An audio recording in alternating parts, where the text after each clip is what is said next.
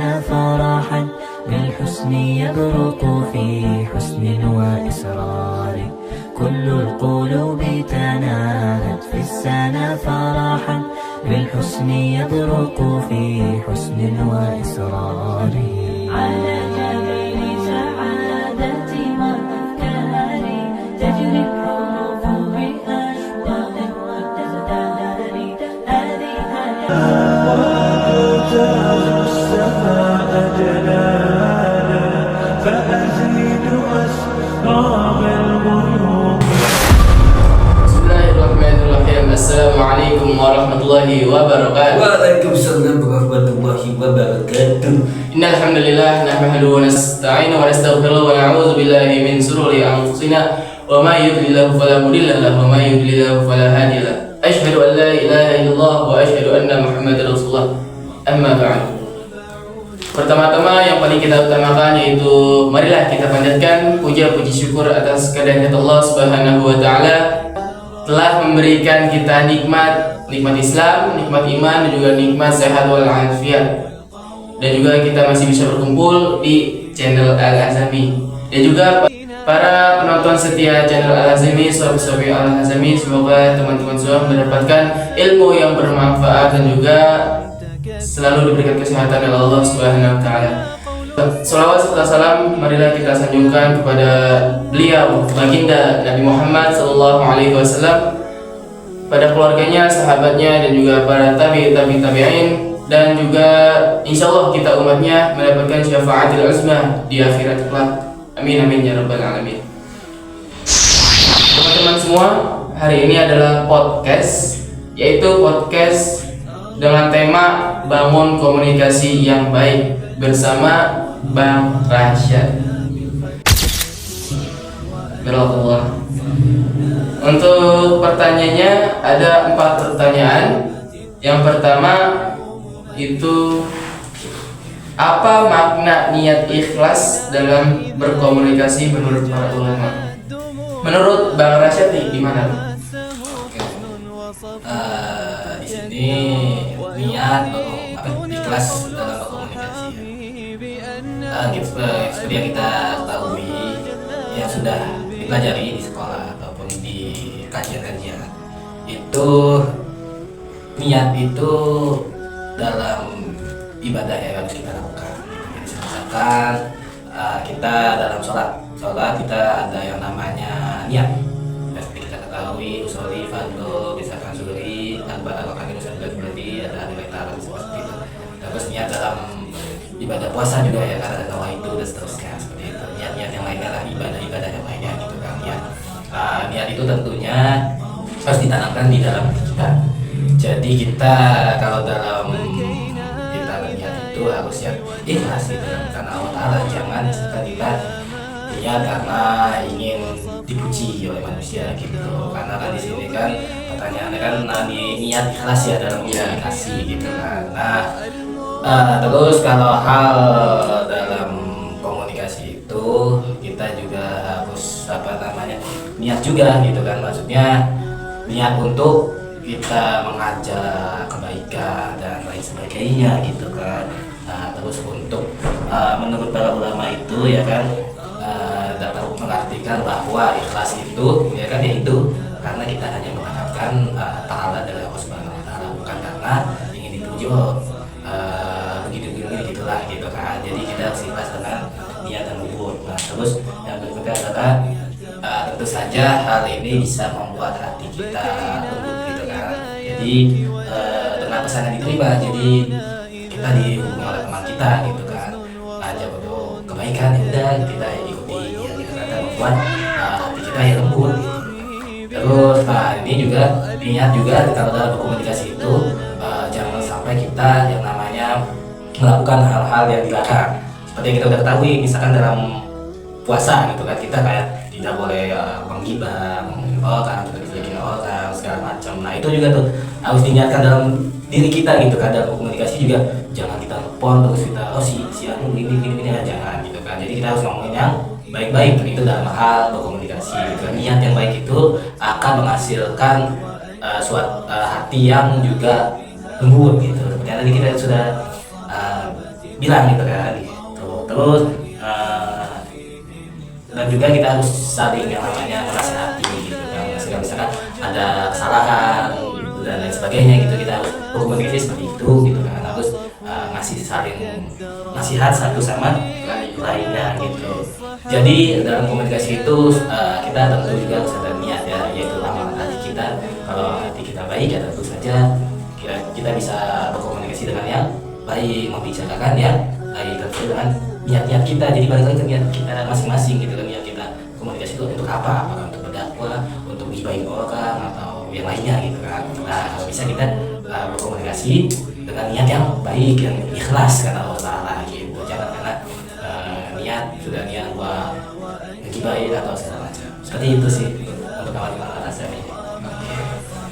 Oke, baik teman-teman semua. Nah, dipaham belum nih baru satu pertanyaan kan?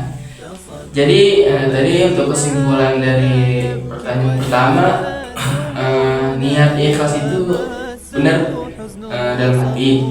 Akan tetapi kalau kita berkomunikasi itu niatnya udah buruk sama teman kita, sama saudara-saudara kita, pasti itu udah dicap buruk sama Allah Subhanahu Wa Taala, dan juga sama orang lain juga udah dicap buruk kita. Jadi kita niatnya ya udah ngajak kebenaran juga udah dapat pahala ya kan, walaupun kita nggak ngerjakan, bener nggak Bang? Nah, setiap niat, setiap pekerjaan yang sudah kita niatkan itu, walaupun pekerjaan baik itu mengajak kebenaran, terus menasihati dan lain-lain tuh ya intinya baik lah ya. Jadi itu kita udah niat dulu nih, tapi kita lupa nggak ngerjain. Nah, niat dulu aja udah dapat pahala Bang, bener kan? Benar. Nah, untuk pertanyaan kedua, bagaimana para sahabat Rasulullah SAW menunjukkan kejujuran dalam komunikasi mereka, dan apa hikmah yang bisa kita ambil dari kejujuran tersebut? Jujur sahabat ya, tentang sahabat ini ada kaitannya jujur dengan para sahabat ya. Jadi kita harus tahu dulu nih di awal itu kata jujur itu sebetulnya apa sih gitu kan. Jujur itu adalah kita berbicara, melakukan tindak juga gitu kan dengan sebenar-benarnya. Jadi jangan ada yang namanya ditambahkan atau dikurangi gitu. Seperti kita jujur dalam kata gitu kan. Misalkan contohnya kita disuruh beli ke warung gitu, dikasih uang gocap ya kan, gocap tuh 50.000. Paham? 50.000 lah Euro. Alhamdulillah tahu nih. Kan sebenarnya tadi 50.000 ya. Jadi saya kita dikasih uang 50.000 sama ya sama siapa yang ngomong? Orang tua ya. Nah misalkan dikasih gocap nih orang tua kita, Sapik beliin beras sama telur, oke siap gitu kan. Udah itu beli kucuk, terus ternyata masih ada kembalinya itu dari tukang warungnya itu misalkan 25.000 gitu kan. Tapi nyampe ke orang tuanya itu 20.000, gocengnya kemana? Nah gitu, nggak boleh itu sama saja kita berbohong, apalagi kita berbohong kepada orang tua itu tidak baik gitu kan, tidak ya diharapkan lah mendapatkan dosa gitu kan, mendapatkan dosa juga gitu kan. Itu kalau jujur dalam perkataan dan perbuatan juga itu tuh. Jadi hal tersebut tadi itu jujur dalam hal perkataan dan perbuatan. Jadi seperti yang tadi kita nggak boleh seperti itu. Jadi gimana sebaiknya ya udah kita dikasih uang gocap kembali apa adanya, udah 25 kan ya, ngasih orang tua kita 25 gitu. Nah caranya itu misalkan kalau misalkan kita dikasih berapa aja ya udah kita bisa buat ya kapan ongkos jalan tanah gitu kan. Tapi itu kita jangan sampai minta gitu kalau orang tua kita, jadi biarkan orang tua kita yang ngasih. Kalau udah ngasih ya udah nggak apa-apa. Balik lagi yang tadi ada hubungannya dengan niat. Nah niat karena ikhlas membantu gitu kan, bukan dengan niat ingin dikasih apa namanya uang jajan gitu dari kita jalan ke warung itu, jangan seperti itu. Jadi jujur itu ada jujur dalam perkataan, ada jujur dalam perbuatan. Dan juga kalau yang lebih spesifiknya itu lebih detailnya itu jujur dalam perbuatan itu semisal kayak kita jangan yang namanya mengambil barang yang bukan milik kita gitu. Itu jujur dalam perbuatan. Kalau perkataannya itu jujur dalam omongan juga gitu, atau kita dapat berita si ini begini. Nah kita harus sampaikan ke orang lain juga harus sesuai, jangan ditambahin, jangan dikurangin, udah gitu. Itu dalam perkataan. Kalau orang ngomong apa ke kita disuruh sampaikan ke orang lain. Ya udah, kita harus bisa yang namanya sampaikan dengan sebenar-benarnya. Kan biasa kalau orang Indonesia itu biasanya tolong ya titip salam ini apa namanya, sampaikan omongan saya misalkan menanyakan apa gitu kan, membayar hutang gitu kan. Nah itu membayar hutang sebesar 50.000, ya udah kita sampai ke orang lain ini, ya udah 50.000, jangan ditambah-tambahin. Nah itu kata si B itu disuruh bayar hutang 100.000 nah itu nggak boleh gitu ya. Itu dalam jujur perbuatan dan kataan itu untuk kita juga masuk ke yang namanya para sahabat nih. Para sahabat pada zaman Nabi kita, Nabi Muhammad itu banyak sekali sahabat yang wah masya Allah kejujurannya luar biasa. Seperti yang namanya khalifah, ada 4 khalifah. Apa aja? Khalifah pertama Abu Bakar, ya kan? Umar bin Khattab, Ali, Utsman bin Affan. Nah, ada 4 khalifah disebut dengan apa? Nah, yang terkenal dengan kejujurannya itu yaitu Abu Bakar As-Siddiq. Nah, jadi Abu Bakar As-Siddiq ini dia itu selalu berkata benar, ya kan? Selalu berkata apa adanya, jujur gitu kan, menyampaikan, ya kan? Walaupun, nah ini merugikan dirinya. Maksudnya apa? Kita ambil pelajaran, kita harus jujur nih kepada seseorang walaupun sebetulnya itu merugikan buat kita. Misalnya seperti ini, kita sebetulnya mengambil duit dari orang tua kita, ya kan? Tapi orang tua kita nggak tahu, gitu. Nah, pasti di situ dalam perasaan kita pasti nggak enak banget kan, kayak merasa bersalah gitu kan. Saya kita ngambil uang 50.000, orang tua kita nggak tahu gitu kan. Nah, terus udah tuh kita ngambil, cuman kita nggak jujur ya kan. Nah, kita pasti ada rasa dalam hati kita itu gelisah, nggak bakal tenang. Jadi kita bawaannya nggak enak gitu kan. Kita harus bilang gitu kan. Nah gitu, kita harus bilang orang tua kita ya kan, kita ngambil 50.000, ya kan. Nah ya udah ya kan, ada rasa takut tuh kan, ada rasa takut. Terus kita bilang lah kita ngambil 50.000, walaupun ya kan nanti ujung-ujungnya bakal misalkan dimarahin. Kamu gimana sih, jangan ambil duitmu gitu kan, gitu. Nah itu, jadi itu dinilai dapat pahala juga karena kita sudah jujur, walaupun ujung-ujungnya kita diomelin, gitu. Diomelin kan sama aja itu merugikan kita, gitu. Nah itu, jadi Abu Bakar As-Siddiq ini dia jujur walaupun dia merugikan dirinya, gitu.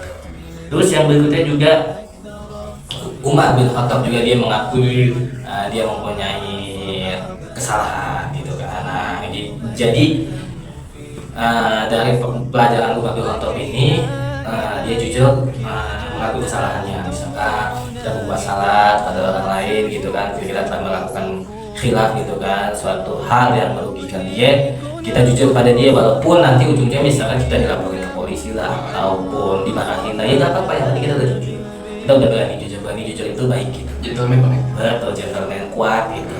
Bahasa sekarangnya begitu lah. Benar. Nah, terus dari hal tersebut ada beberapa hikmah nih. Hikmah ketika kita berbuat jujur ya kan. Jadi tadi sudah dijelaskan panjang lebar segala macem. Ada beberapa hal. Yang pertama tentu saja kejujuran itu membuat kepercayaan kepada orang lain. Maksudnya adalah ya udah, kita kalau kita sering berkata jujur, berbuat jujur pada orang lain, ya kita bakal ya terus-terusan dipercaya karena wah ini orang nih jujur nih, ya udah kita percaya lagi dan lebih sering dipercaya oleh orang lain gitu. Kalau misalnya kita sering berbohong, tidak berbuat jujur ya kan, orang pasti ngomonginnya wah jangan dia nih, dia nggak jujur kan, udah jangan gitu. Nah, jadi hikmah pertama itu jujur itu menambah kepercayaan orang lain kepada kita. Seperti itu. Jadi yang kedua itu, jadi ketika kita dalam hal lainnya ada hubungannya dengan tadi itu komunikasi ya kan. Komunikasi kita juga mendapatkan berkah juga gitu loh. Mendapatkan pahala, mendapatkan kebaikan gitu. Jadi komunikasi yang baik seperti itu. Terus yang ketiga adalah tentu saja nih dalam hal pertemanan atau persahabatan itu kalau kita saling jujur, saling terbuka satu sama lain ya kan, kita berteman, kita bersahabat, itu akan tambah memperkuat rasa persahabatan kita, rasa pertemanan kita. Jadi kita saling terbuka ya kan, jujur gitu kan, kalau ada masalah, suatu masalah atau apa, ceritain yang sebenarnya pada teman kita, siapa tahu teman kita itu bisa membantu kita gitu dalam hal apa nih, dalam hal material atau dalam hal non material gitu kan. Misalkan butuh bantuan apa nih, ya pasti kalau dia sanggup untuk membantu, misalkan butuh uang ya kan, berapa, untuk apa, harus jelas itu ya kan, disampaikan untuk apanya, berapa nominalnya gitu kan. Jangan kucuk-kucuk datang minta duit, ditanya malah kabur buat apaan gitu, itu nggak jelas gitu. Itu juga sama aja dengan jujur kita seperti itu. Jadi kita lihat terbuka, jujur aja, ada apa nih gitu kan, jujur kata ya juga ini, siapa tahu kan teman kita bisa memberikan solusi yang terbaik gitu kan. Dan juga harus saja saling bantu lah gitu buat persahabatan kita, pertemanan kita seperti itu. Nah tentu saja yang terakhir itu hati kita menjadi tenang. Jadi kalau kita berkata jujur itu pasti hati kita tenang. Kalau misalkan kita berbohong itu pasti hati kita ini gelisah. Kalau nggak percaya cobain aja gitu. Gitu. Nah hati kita jadi gelisah banget gini kalau misalnya. Kan gitu ya. Tadi bohong sama si ini. Pokoknya gelisah aja gitu. Kepikiran terus. Jadi bawaannya ya udah ujung-ujungnya pasti bakal mau ngomong ke orang itu secara jujur, secara langsung, walaupun yang tadi merugikan kita, misalnya diomelin atau apa segala macam gitu. Kalau kita berbuat jujur dari awal, pasti pikiran kita tenang, hati kita bersih ya kan. Pokoknya tenang deh gitu, gak ada beban gitu kan kalau kita selalu berkata jujur seperti itu. Ya itu aja sih saya sampaikan. Nah teman-teman semua, yang pertanyaan terakhir adalah bagaimana komunikasi yang baik dapat memperkuat hubungan spiritual kita dengan Allah Subhanahu wa Ta'ala ya, sekaligus mempererat hubungan sosial kita dengan sesama manusia. Oke, itu tentu saja dalam hal komunikasi ini, ketika kita komunikasinya baik gitu kan, itu terdapat hubungan yang tadi kita jelaskan, hubungan kepada Allah dan hubungan kepada sesama manusia. Seperti tadi hubungan hablum minallah dan hablum minannas, saling berhubungan tuh ya kan, terikat tuh udah bestie lah, terikat gitu kan. Nah kalau misalkan kita komunikasinya baik, kita berkata dengan jujur gitu kan, nah itu kita pasti kalau hubungan ke Allah ya, kalau hubungan ke Allah itu pasti lisan kita itu lebih mudah untuk mengucapkan kata-kata zikir, mudah berdoa, baca Quran dan sebagainya. Pokoknya mudah untuk melakukan ibadah gitu kepada Allah Subhanahu wa Ta'ala gitu.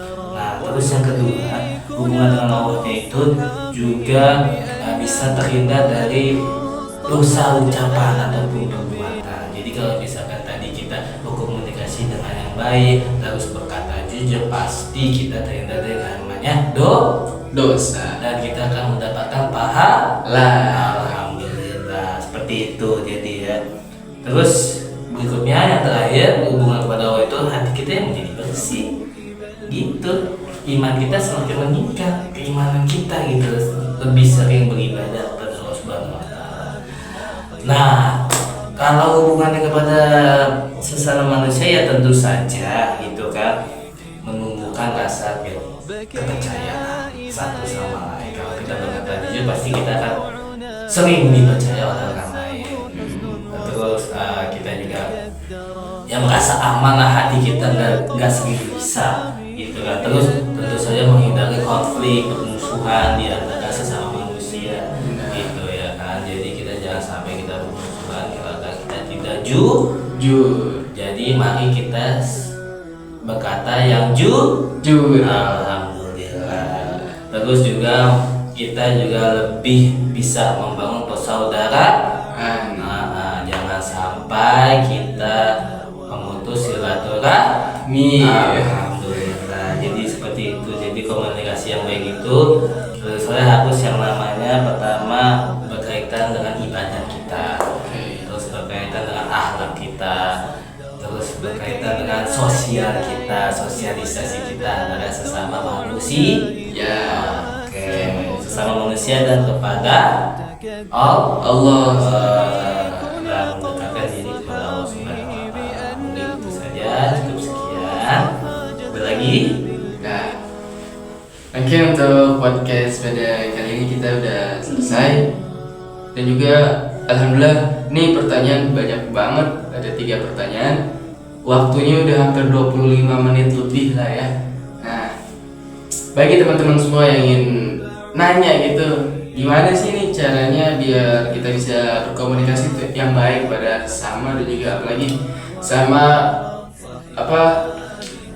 pencipta kita, sama Allah Subhanahu wa Ta'ala, gimana tuh caranya? Ya bisa ditanya aja. Nanti kita runding, kita jawab sama-sama ya di video selanjutnya kalau kalian nanya.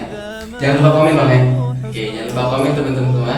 Dan juga jangan lupa di like, tinggalkan like, komen, and share, dan juga jangan lupa di subscribe dan lonceng, tekan lonceng notifikasinya, nyalakan. Oke. Nah, mungkin sekian dari kita berdua, dari host dan juga dari narasumber kita. Alhamdulillah sudah hadir. Terima kasih pada narasumber dan juga para teman-teman semua yang sudah nonton di channel Al-Hazami. Semoga teman-teman semua yang sudah nonton video Anda juga mendapatkan ilmu yang bermanfaat, insyaallah, amin ya. Dan semoga teman-teman semua diberikan kesehatan, dan juga semoga puasa kalian ini bisa full sampai akhir Ramadan, amin amin ya rabbal alamin. Kurang lebihnya mohon maaf. Wabillahi taufiq wal hidayah. Assalamualaikum warahmatullahi wabarakatuh. Mantap.